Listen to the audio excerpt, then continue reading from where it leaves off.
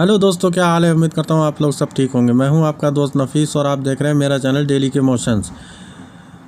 तो गल्फ़ की कुछ खास अपडेट के साथ मैं हाजिर हूँ। तो चलिए अपडेट शुरू करते हैं।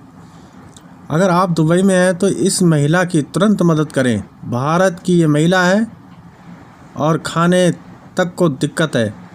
अगर आप संयुक्त अरब अमीरात के दुबई शहर में हैं तो बताए गए इन महिला के आसपास हैं तो उन्हें ज़रूर मदद करें। इस महिला के परिजन और शुभचिंतक लगातार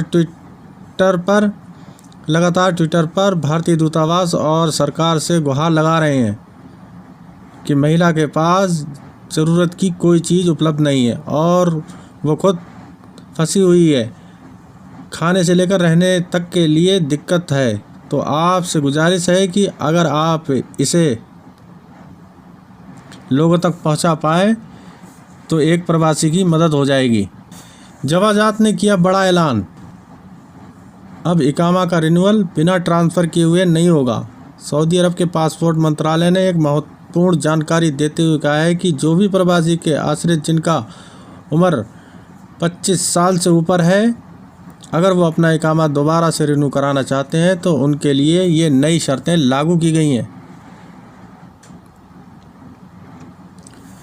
ऐसे सारे लोग जिनकी उम्र 25 साल से ऊपर है और वो सऊदी अरब में किसी भी प्रवासी के आश्रित हैं, जैसे उनके बेटे बेटी या अन्य रिश्तेदार, तो उनका इकामा रिन्यू करने से पहले ट्रांसफ़र कराना ज़रूरी है।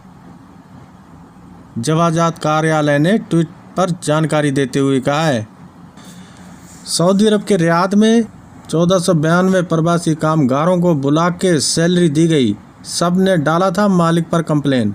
सऊदी अरब में कोरोना वायरस के दरमियान कई कामगारों के साथ बहुत बुरा घटित हुआ, जिसमें उनकी नौकरियां चली गई या उनकी सैलरी आनी बंद हो गई। ऐसे सैकड़ों ही नहीं, हज़ारों कामगार जिनके साथ ये समस्या उत्पन्न हुई।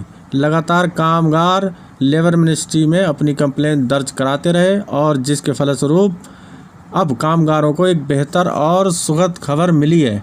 सऊदी अरब की लोकल मीडिया रिपोर्ट के अनुसार इन सारे लोगों की सुनवाई करते हुए सऊदी अरब के मंत्रिमंडल के आदेश अनुसार अधिकारियों ने 1492 प्रवासी कामगारों को कोर्ट के अनुसार सऊदी अरब के शहर रियाद में वेतनमान के साथ सारे भत्तों का भुगतान किया गया है।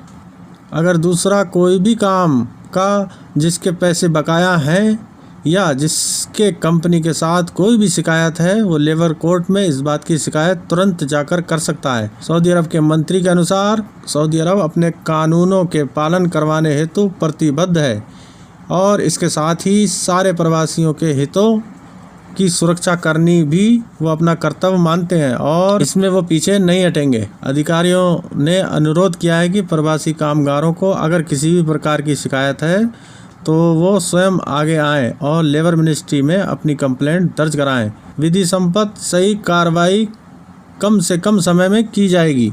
तो दोस्तों, ये थी कुछ गल्फ़ की अपडेट और कुछ नई अपडेट के साथ फिर हाजिर रहता हूँ अगली वीडियो में। जब तक के लिए अल्लाह हाफिज़।